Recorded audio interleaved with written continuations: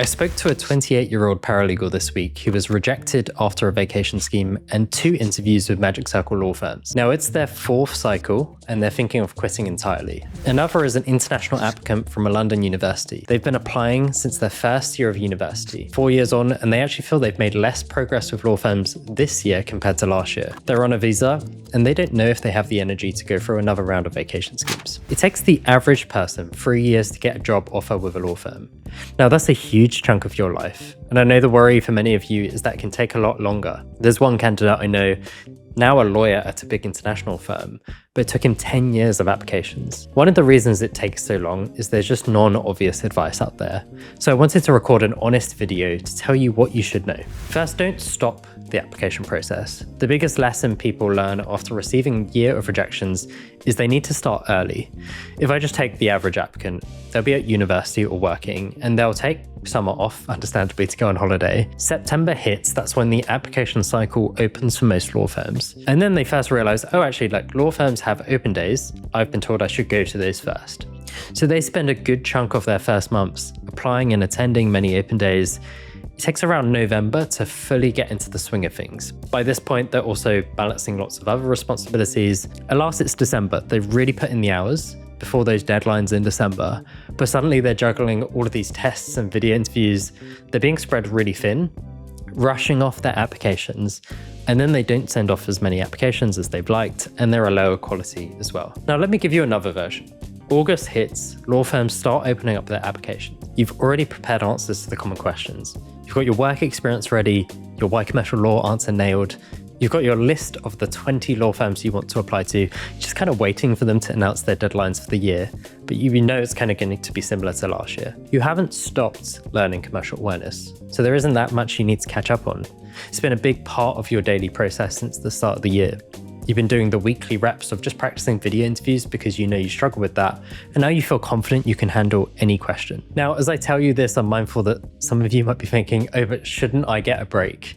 Absolutely you should. Like, still go on holiday, still you'll focus on your exams in summer, or if you graduated you may be working. But I think right now the applicants are giving guidance that they can kind of take it easy until the cycle starts in September. And I do think that's actually unhelpful. It's obviously nice to hear, but what you don't see is the people that are doing it behind the scenes, or how you'll wish you started earlier because it made a difference in the application cycle. So I want to say this to you now. The process is too competitive to leave aside completely and not think about.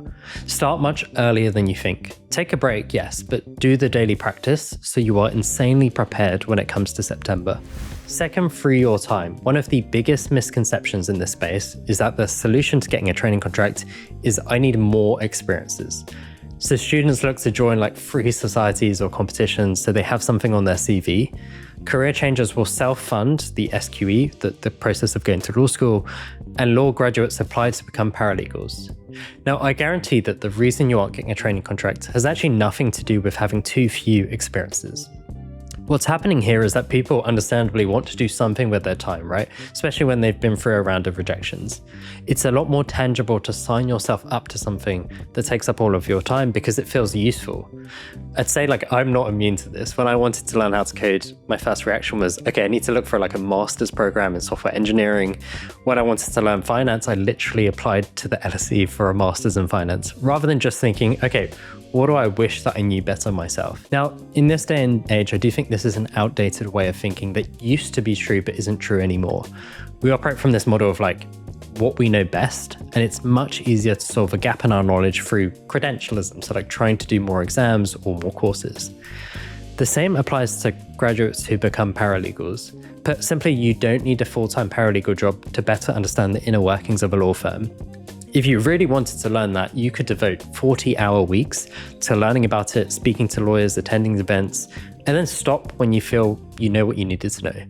But what happens to almost every paralegal I speak to is the law firm they join is absolutely pushing them on hours during the application cycle, and then they really struggle to find the time to apply to law firms. They become convinced that hopefully their law firm will maybe internally give them a TC route, but that just narrows the opportunities from many law firms to just one, and they remove their chance of excelling in their future opportunities because they're so busy with their current time. So let me tell you about the ideal situation. The ideal situation is to be in the application cycle and have all of your time devoted to writing applications, 40 hours a week.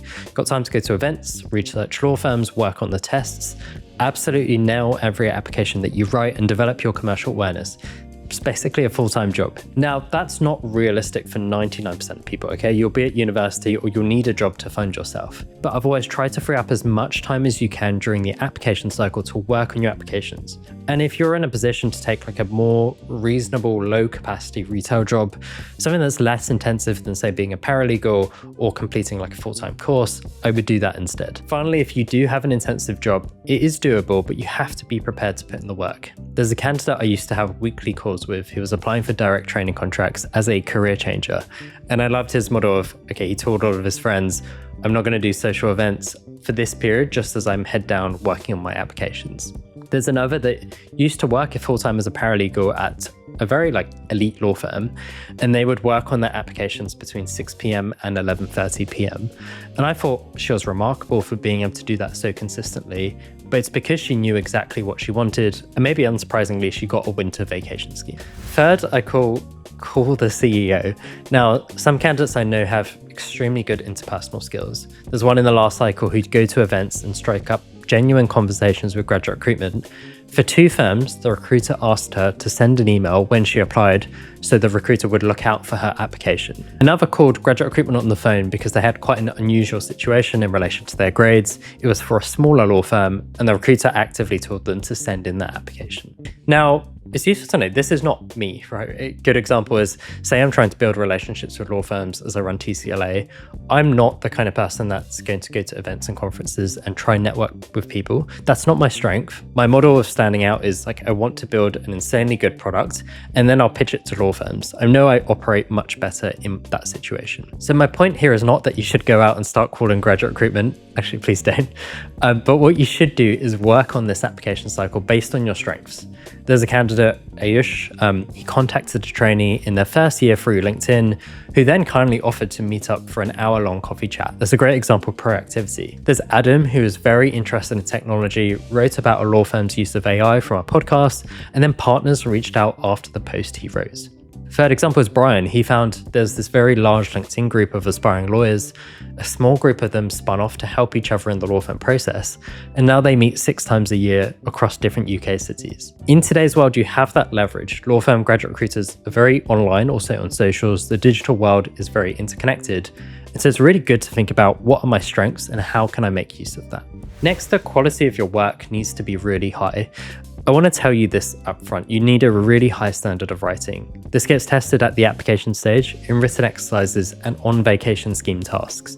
I sometimes meet candidates where, if I'm speaking honestly, their attention to detail is quite far below the standard. It's nothing they're doing intentionally, but they don't realize the standard that the law firm process requires.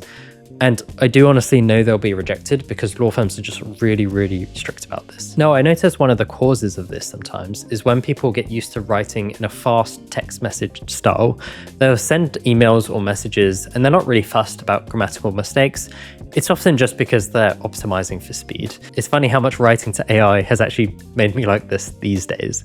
But you need that foundation. Now, there's 2 things I'd recommend if you're in that situation. One is to buy this book called Faultless Grammar by Ben Staveley. I think it's a really good primer targeted at future lawyers. It really focuses on what are the common grammatical mistakes to look out for and how do you apply that to your writing. Now, second is if you're in that situation where you optimize for speed in messaging, try from now write slowly and optimize for 0 typos. Full sentences in your writing. It'll be a bit weird when you message your friends and your writing seems overly formal, but I promise you just training this habit early means it doesn't slip out when it comes to written exercises or law firm tests. I'd also apply this idea of quality to many things about the application process. I speak to candidates that spend 1 month on one application, or they do practice interviews for months before their first interview invite. Quality comes from being prepared, practicing, then making changes based on the feedback you get, and also just really taking pride in doing good work. One of the reasons I try to give so many examples of this is to raise the benchmark for what's possible for you to do. Your commercial awareness also needs to be active. I worry when it comes to commercial awareness that people spend a lot of time on it, and it gets to an interview and they don't remember anything. If your commercial awareness is listening to the podcast, the FT News Briefing, or you're reading the business news daily, you'll likely forget everything in a few days. Now, you're more likely to retain what you read if you do something active. That means either writing about what you read, testing yourself, or speaking about it. So rather than trying to read something every day, I would rather you picked a topic each week, but say you wrote an article or you recorded a video on one of them. The process of writing or teaching will help you to uncover what you don't know, and this is a very active form of learning. I guarantee if you spent a couple of weeks writing a really good article about a topic, if I asked you some questions on it, you'd remember that 6 months later. Now, my last point is your ability to succeed is proportional to your willingness to embrace rejection. The law firm process is awful, right? You should know that ahead of time. You're going to feel the feeling of writing over 20 applications and getting 18 rejections. You'll spend months on an application. Maybe you'll finally get to the interview. You're thinking, okay, this is going to be the one, only to be rejected. And this is going to happen again and again. Now, I feel for you, but you should know that this process of rejection is so normal for the law firm process. And I want you to know that up front so you're not surprised. You should also know that I speak to so many of you, and I really feel you're just on the other side of the training contract. But some of you will give up. And if you know this is something that you really want, don't give up, even in the face of rejection. It may take more time than you expected. You might feel older than the applicants around you, even though I promise you that you're not. Please keep going.